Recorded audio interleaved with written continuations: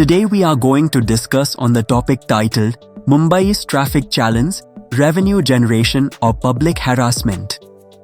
Before we get into the topic, let me introduce myself. My name is Mr. Soren, Executive AI Associate of Dr. V.V.L.N.Sastry, Jurist, International Arbitrator, and Fulbright Legal Scholar. I am narrating the difficulties faced by self-driving car owners from traffic police in Mumbai city.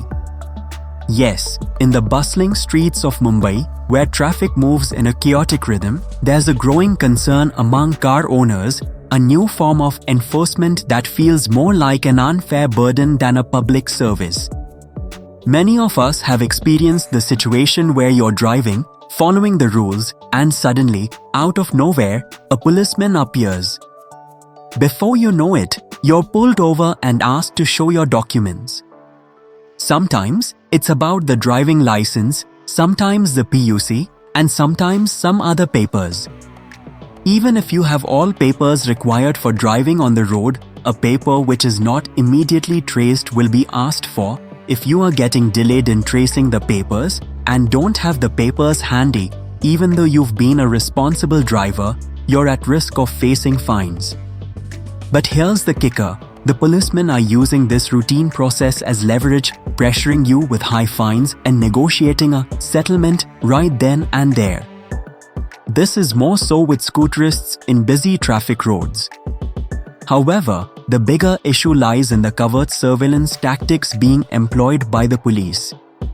If you've driven in Mumbai recently, you might have noticed that random cops appear on seemingly unknown spots, taking photographs of cars that haven't even crossed any traffic lines or signals.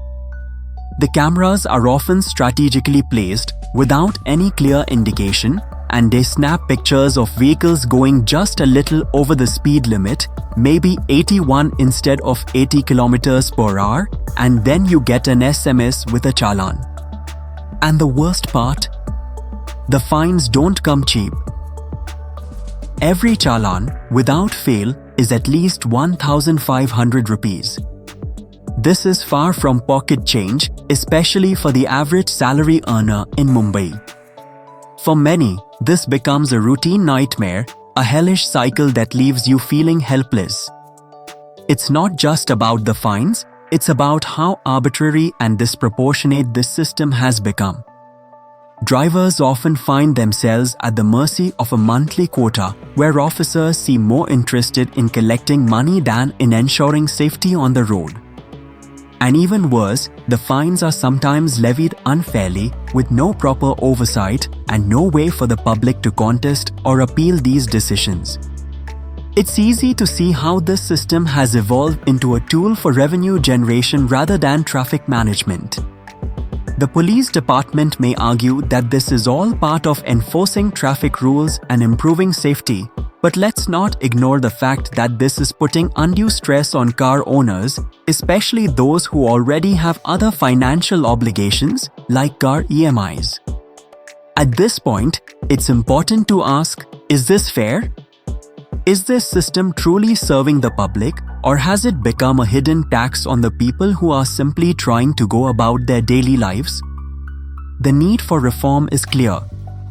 We need a better system that doesn't rely on arbitrary fines and secret surveillance. We need supervision to ensure that these cameras and challans aren't used as a way to meet quotas, but as a means of genuine safety enforcement. And, more importantly, the fines should be proportional to the financial capacity of the average citizen.